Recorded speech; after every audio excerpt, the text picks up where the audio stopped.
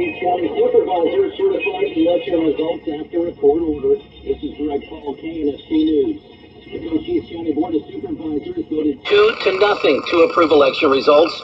Democrat Chairman Ann English and Republican Vice Chairman Peggy Judd approved the vote, but Republican Supervisor Tom Crosby was a no-show from the meeting. A judge ordered the supervisors to canvass the election by 5 p.m. this afternoon. The board received its lawful authority to delay the canvass for a reason that was not permitted by statute. Judd and Crosby voted to postpone the canvass vote on Monday over concerns that voting tabulation equipment wasn't properly certified for elections. A former Customs and Border Protection agent in Arizona has been indicted on 3 criminal counts for allegedly kidnapping and sexually assaulting a 15-year-old girl, then misleading investigators. If convicted, Aaron Mitchell could face up to life in prison. I'm Greg Paul, KNST, AM 790, Tucson's most stimulating talk. Another report played a soundbite from the meeting where the election was certified in Cochise County. In that soundbite, the leader said, "All those in favor say aye," and one woman voted aye, and rather than looking for anyone to vote nay, he just overrode whoever could have done it, and he just officially announced it certified. On the federal level, the special master appointed by former President Donald Trump was overruled by a unanimous vote, where people voted yay on that and wouldn't let anyone vote nay on it, even if there was anyone at present who would have voted nay. This special master was the only thing that was standing in the way of the malevolent dishonesty concerning the declassified documents that President Trump had taken with him to Mar-a-Lago. Democrats have been cleverly surpassing the need for a bipartisan vote, where they can basically fix unanimous votes.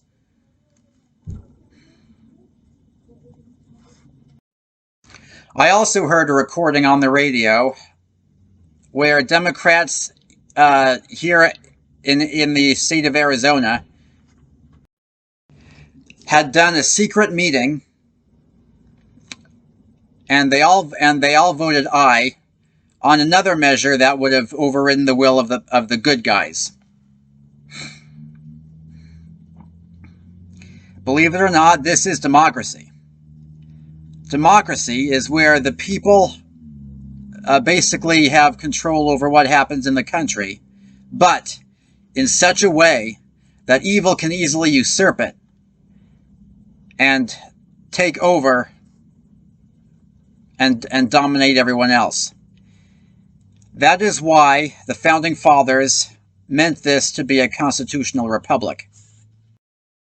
They wanted the people to rule in such a way that they wanted the people to have a say in such a way that evil could not usurp.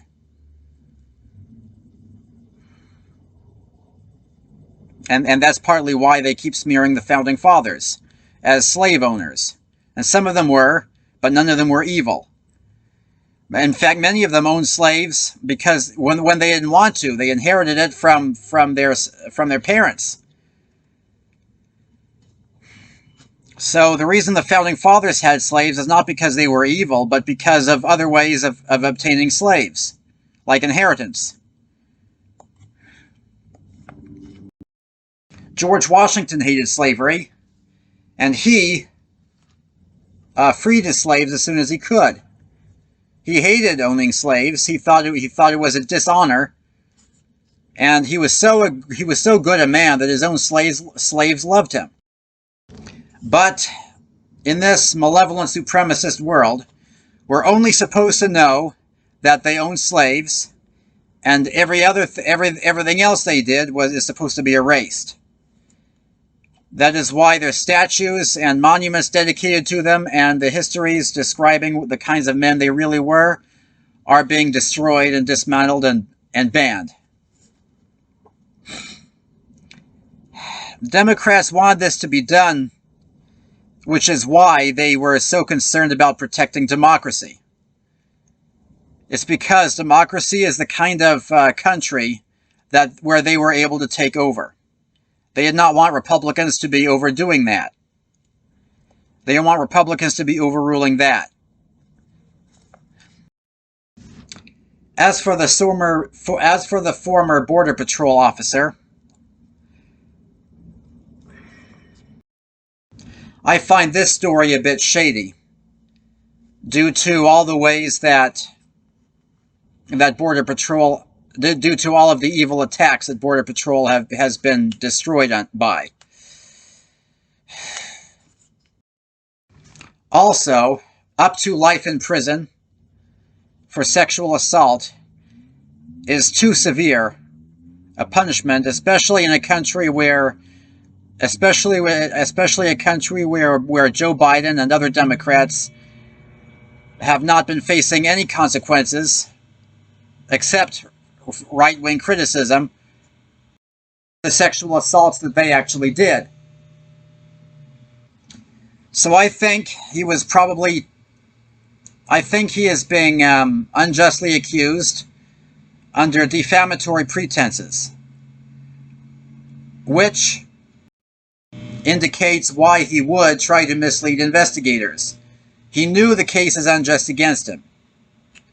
Now, I'm suspecting this. I'm guessing because of everything else that's happening. I'm guessing this is the way this case is going, because so many others are going like this.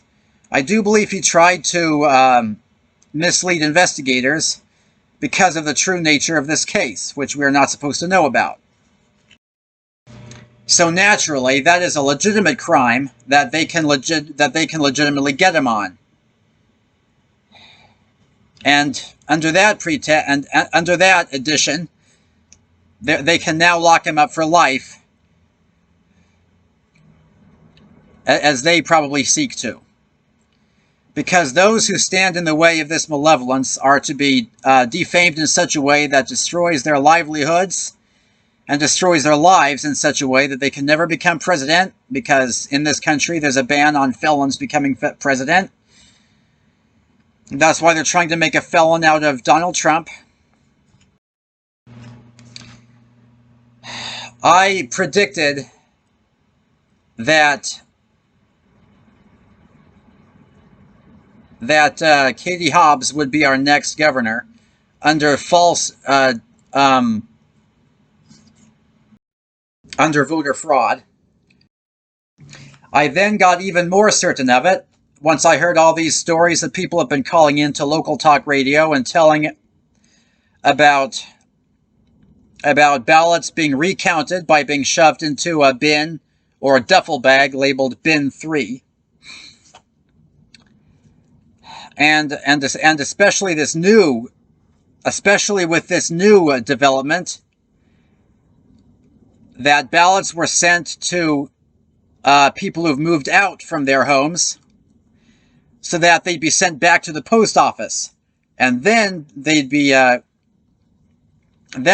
counted and recounted.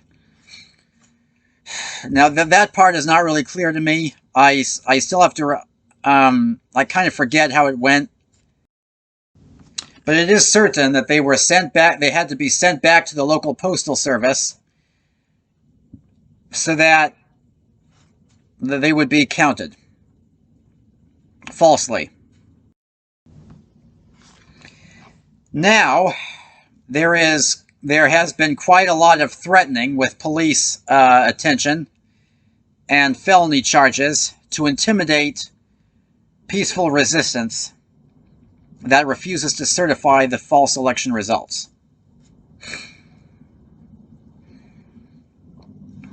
Indeed, this is democracy, because democracy is a country that can be usurped by evil. And that is exactly what has been happening. I am Raphael Ray, keeping honesty alive in the world that wants it dead.